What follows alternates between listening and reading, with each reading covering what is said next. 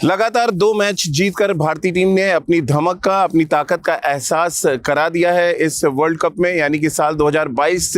T20 world cup के पहले दोनों मैच जीतकर भारतीय टीम ने इस बात के संकेत दे दिए हैं कि वो इस बार वर्ल्ड कप जीतने के लिए तैयार भी हैं और बेकरार भी हैं। खासतौर से अगर हम भारतीय बल्लेबाजों की बात करें तो भारतीय बल्लेबाजों ने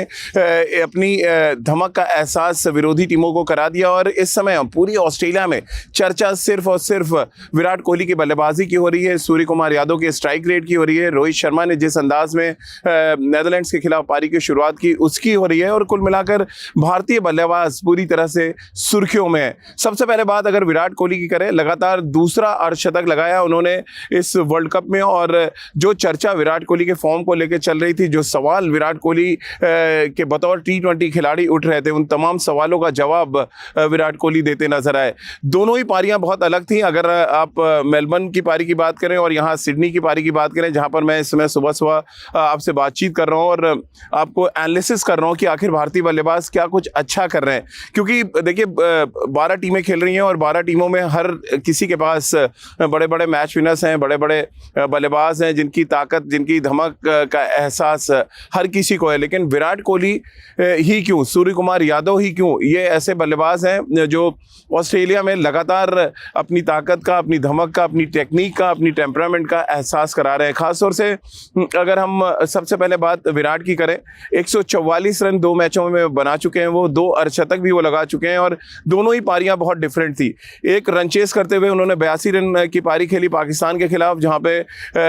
जब जरूरत पड़ी तब उन्होंने बड़े शॉट्स खेले और जब नेदरलैंड्स के खिलाफ टारगेट सेट करना था तो उनको पता था कि अंत तक अगर वो क्रीज पर रहेंगे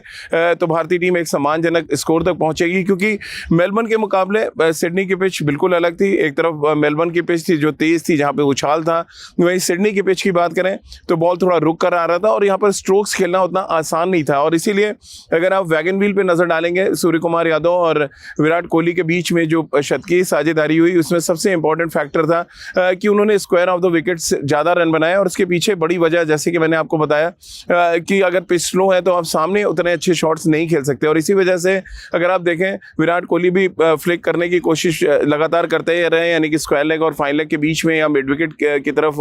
रन बनाने की उन्होंने कोशिश की। और ठीक उसी तरह से सूर्य कुमार यादव ने मानो उनकी किताब से कुछ सीखा और उसी अंदाज में उस पर्टिकुलर जोन पे उन्होंने बैटिंग करने की कोशिश की। और हमेशा कहा जाता है कि गेंदबाजी सिर्फ रणनीति नहीं बनाते, बल्कि according to the pitch, according to the dimension of cricket ground, बल्लेबाज भी अपनी तैयारी करते हैं। विराट बहुत बड़ा एग्जांपल है इस वर्ल्ड कप में। अगर आप क्रिकेट को फॉलो करते हैं, क्रिकेट को समझते हैं और अगर आप यंगस्टर हैं तो आप उनकी बल्लेबाजी को बहुत ध्यान से देखिए। क्योंकि अगर मेलबर्न का उन्होंने देखा कि सामने, यानी कि जो सामने का एरिया है, मिड ऑफ मिडॉन का एरिया है, लॉन्ग ऑफ लॉन्ग ऑन का एरिया है, तो वहां पर मैदान छोटा था और ब्रीज उस तरफ जा रही थी। यानी कि ब्रीज के सहारे उन्होंने वो शॉट खेला जो हैरिस रऊफ को उन्होंने 2 छक्के लगाए और एक फ्लिक किया, वो भी ब्रीज के सहारे गया। अब सिडनी में बल्लेबाजी की बात करें, सिडनी में उनको पता था कि सामने शॉट्स इसलिए नहीं लगेंगे क्योंकि पिच स्लो है, यहाँ पे एक मैच ऑलरेडी हो चुका है, तो उन्होंने तय किया कि थोड़ा लेट खेलेंगे और कोशिश करेंगे कि वो मिड विकेट से लेकर फाइन लेग के बीच में रन बनाएं। और जो डायमेंशन है मैदान का वो भी कुछ इसी तरफ इशारा कर रहा था कि आप ये पर्टिकुलर एरिया टारगेट कर सकते हैं। खासतौर से आखिरी ओवर में अगर आप याद करें, फुल टॉस पे विराट ने जो फ्लिक किया वो बहुत कमाल था। और भारतीय बल्लेबाज शायद ऑस्ट्रेलिया में इसलिए भी सक्सेसफुल हो रहे हैं क्योंकि वो अपने रिस्क का बहुत अच्छा इस्तेमाल कर रहे हैं। अगर आप सूर्य कुमार यादव की भी बैटिंग को एनालिसिस करें, बहुत शानदार तरीके से वो अपने रिस्क को अप्लाई करते हैं। यानी कि कभी कभी ऑफ स्टंप के बाहर जाना, वहां से गेंद को मिड विकेट पे खेलना या गेंद की अंदर लाइन में आके आप स्क्वायर लेग के ऊपर से गेंद को खेलना। और गेंदबाज की स्पीड को अगर आप अपने एडवांटेज के तौर पर बना लेते हैं तो फिर आपकी बल्लेबाजी में 4 चांद लग जाते हैं। और भारतीय बल्लेबाज विराट हो, सूर्य कुमार यादव हो या रोहित शर्मा हो, सब ये जानते हैं कि गेंदबाज जितनी तेज गेंदबाजी करेगा, जितनी तेज बॉल बैट पे आएगी, उनको ये चीज़ पसंद है, यानी ऑन द राइज खेलना पसंद है, तेज गेंदबाजों को खेलना पसंद है। और सिडनी शायद उतनी माकूल नहीं थी रोहित शर्मा के लिए भी, उतनी माकूल नहीं थी विराट के लिए भी और सूर्य कुमार यादव के लिए भी, लेकिन इन सभी ने कंडीशंस को समझा और एक जो जहन में लेकर वो इस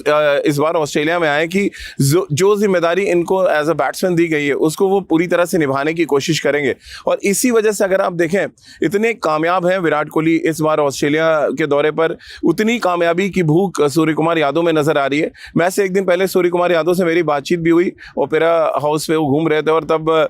जब मैंने उनसे बातचीत की तो बोले, उनका साफ कहना था कि राजीव भाई अगले मैच में आप देखेंगे बड़ा स्कोर, और ठीक वैसे ही वो करते नजर आए। शानदार बल्लेबाजी की, 200 रन का स्ट्राइक रेट बहुत बड़ा स्ट्राइक रेट होता है किसी भी टीम के खिलाफ, किसी भी गेंदबाजी के खिलाफ इस तरह का स्ट्राइक रेट बहुत मायने रखता है। और वो टेम्पलेट जो भारतीय टीम बायलैटरल सीरीज में दिखा रही थी उस टेम्पलेट को फॉलो किया, वो चाहे रोहित हो 135 का स्ट्राइक रेट, 140 का स्ट्राइक रेट रहा विराट कोहली का, और 204 का स्ट्राइक रेट रहा सूर्य कुमार यादव का। यानी कि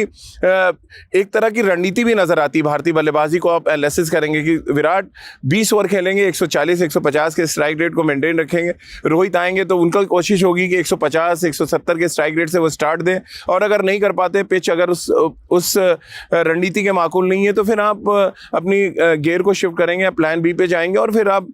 पारी को थोड़ा सा जमाएंगे और फिर नीचे का काम सूर्य कुमार यादव और हार्दिक पांड्या करेंगे। तो सूर्य कुमार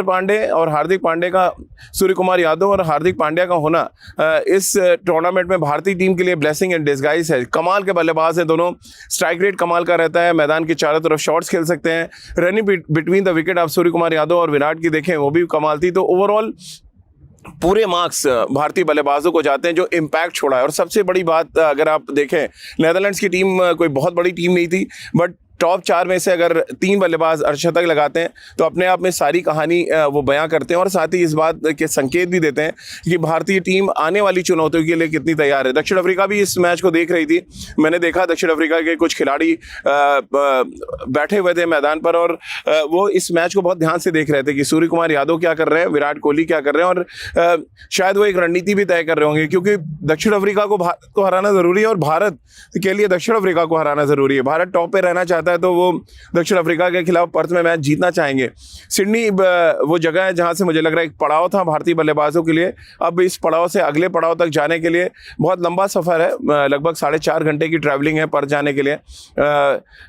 एकदम किनारा है। अगर हम ऑस्ट्रेलिया की बात करें, बहुत खूबसूरत सा शहर है और मुझे उम्मीद भी है कि इस खूबसूरत शहर में भारतीय बल्लेबाज अपनी खूबसूरत कलाइयों का उपयोग करते रहेंगे, शानदार बल्लेबाजी करते रहेंगे और जो इम्पैक्ट हम सब देख रहे हैं, हमेशा हम बात क्रिकेट में इम्पैक्ट की करते हैं, क्या इम्पैक्ट छोड़ रहे हैं भारतीय खिलाड़ी। और शायद विराट कोहली का इम्पैक्ट हमने देखा मैदान के बाहर और सूर्य कुमार यादव का भी इम्पैक्ट देखा, और अब बारी शायद के राहुल, दिनेश कार्तिक, हार्दिक पांड्या जैसे बल्लेबाजों के लिए भी है कि वो अपना इम्पैक्ट छोड़े। और शायद इससे बेहतर बात नहीं हो सकती कि वो अपने सीनियर खिलाड़ियों से सीखें, वो चाहे विराट हो या रोहित शर्मा हो, जिस तरह से कंडीशंस को अडॉप्ट कर रहे हैं और जिस तरह से अकॉर्डिंग टू द पिच और अकॉर्डिंग टू द परिस्थितियां वो बल्लेबाजी कर रहे हैं। क्योंकि अगर आप इस तरह से करते हैं तभी आप रन बना पाएंगे। आप टेंटेटिव होकर जाके बल्लेबाजी करेंगे तो फिर वही हाल होगा जो के राहुल का पिछले 2 मैचेस में हो रहा है। पाकिस्तान के खिलाफ टेंटेटिव 0 पे आउट हो गए, नेदरलैंड्स के खिलाफ थोड़ा सा स्टार्ट मिला लेकिन टेंटेटिव थे, वहां पर भी उनका विकेट गया। तो ये एक कमजोर कड़ी है, मुझे लग रहा है भारतीय टीम जिस पर काम बहुत शिद्दत के साथ करती नजर आएगी।